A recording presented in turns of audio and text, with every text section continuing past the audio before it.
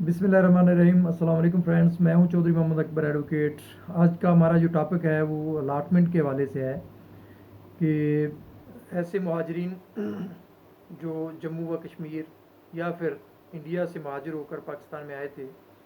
और जिनके claim farm बने थे, चाहे वो शेड्यूल 5 का क्लेम फार्म था, चाहे वो यूपीसीपी का या इंडिया से किसी किसी भी एरिया का क्लेम था और उनके क्लेम बन गए थे, लेकिन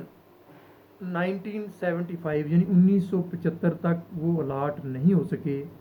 और अब और 1975 और 76 के बाद उनकी क्या सूरत हाल है, या कोई ऐसा आर्डर किसी चीफ सेटलमेंट कमिश्नर का, डिप्टी सेटलमेंट कमिश्नर का, जिसमें अलाटमेंट के हवाले से कोई आर्डर हो लेकिन वो 1975 से पहले पहले अलाट ना हो सका हो। तो इस हवाले से आज हम बात करेंगे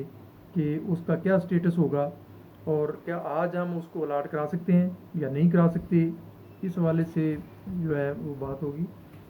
इससे पहले कि मैं तफसील में जाऊं, मेरी दोस्तों से रिक्वेस्ट है कि मेरे चैनल को लाइक करें, सब्सक्राइब करें और बेल आइकन को ज़रूर दबाएं। दोस्तों, बात यूँ है कि ऐसे तमाम क्लेम या सेटलमेंट कमिश्नर्स की फैसला जात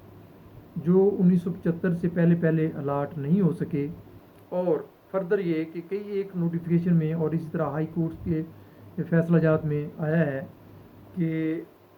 जिसमें कई एक लेटर जो हैं वो जारी हुए हैं, नोटिफिकेशन हुए हैं कि 1975 के एक्ट के लागू होने के एक साल के अंदर अंदर अगर ऐसे फैसला जात रेवेन्यू रिकॉर्ड में उनका इंदराज नहीं हुआ, उनके RL2 पे उनका इंदराज नहीं हुआ, किसी वजह से नहीं हो सका, या फिर ऐसे क्लेम जो अलाटमेंट उन पे नहीं हो सकी 1975 तक, तो उन पे अलाटमेंट जो है वो नहीं हो सकती। अब अगर कोई शख्स वो क्लेम उठा के पुराने और अभी कहे कि जी मुझे अलाट कर दो, ये सेटलमेंट कमिश्नर का 1961 का आर्डर है, या इसी तरह हमारा क्लेम मौजूद था, इतने यूनिट थे उस पर, और अब अगर कोई अलाटमेंट करवाना चाहे तो वो अलाटमेंट जो है वो नहीं हो सकती, क्योंकि ये एक्ट जो है अलाटमेंट वाला ये रिपील हो चुका है और 1975 के बाद जो है कोई अलाटमेंट नहीं हो सकी। लेकिन बजरिया नोटिफिकेशन 1974 और इसी तरह 1973 का नोटिफिकेशन था एक, और इसी तरह 1978 में ये एक नोटिफिकेशन आया था कि एक साल के अंदर अंदर यानी 1976 तक अगर कोई फैसला जात चीफ सेटलमेंट कमिश्नर के या कोई क्लेम अगर अलाट हो जाता है तो वो दुरुस्त सब्र किया जाएगा। इसके बाद के जितने भी चीफ सेटलमेंट कमिश्नर के फैसला जात होंगे या क्लेम फार्म होंगे वो बोगस और जो है वो फर्जी और जाली तस्वर की जाएंगे और उन पे किसी किस्म की कोई अलाटमेंट जो है फर्दर नहीं हो सकती।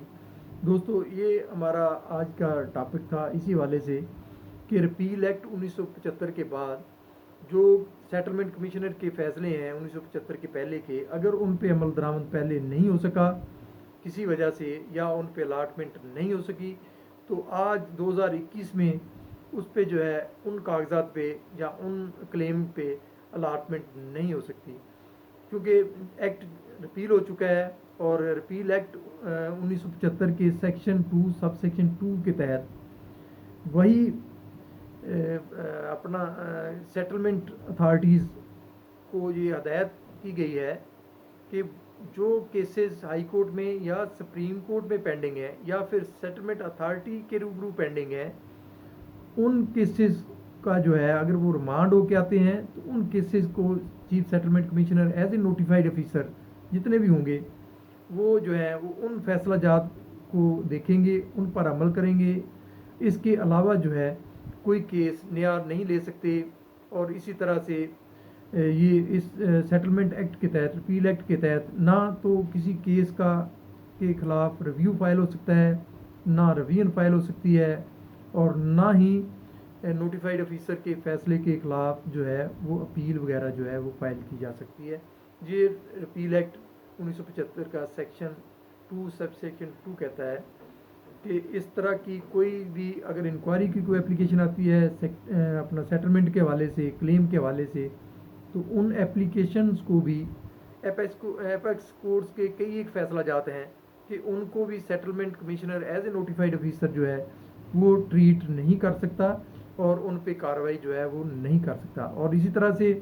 कोई नई अलाटमेंट आती है तो वो नई अलाटमेंट भी ज़मीन की जो है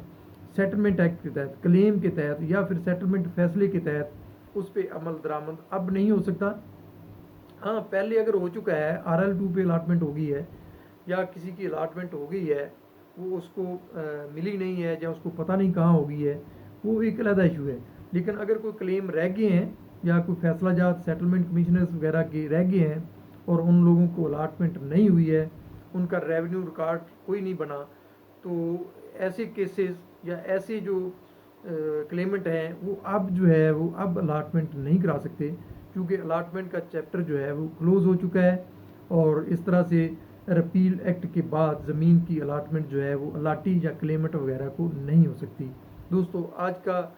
हमारा ये टॉपिक यही था कि आया अब क्लेम पे या सेटलमेंट अथॉरिटी के फैसला पे जो 1975 से पहले का है उस पर अमल दरामद करवाया जा सकता है। तो बहुत से हमारे दोस्त जो हैं वो मुबहम का शिकार थे कि आया इस तरह से अभी हम अलाटमेंट करा सकते हैं। दोस्तों, ये बिल्कुल झूठ है। रिपील एक्ट के बाद कोई भी बंदा, चाहे वो कितना ही पावरफुल क्यों ना हो, वो अलाटमेंट नहीं करा सकता। और नोटिफाइड ऑफिसर जो हैं वो वही केसेस को ट्रीट करेंगे, उन्हीं केसेस को सुनेंगे जो कि उनके पास या तो पहले से पेंडिंग हूँ या फिर हाई कोर्ट से या सुप्रीम कोर्ट से रिमांड होके उनके पास आए हूँ। उन्हीं केसेस को जो है वो सुन सकते हैं और उन्हीं केसेस पर फैसला जो है वो दे सकते हैं। दोस्तों, आज का हमारा टॉपिक जो है वो ख़त्म होता है। इंशाल्लाह नेक्स्ट वीडियो में मुलाकात होगी। अल्लाह हाफ़िज़, गुड बाय।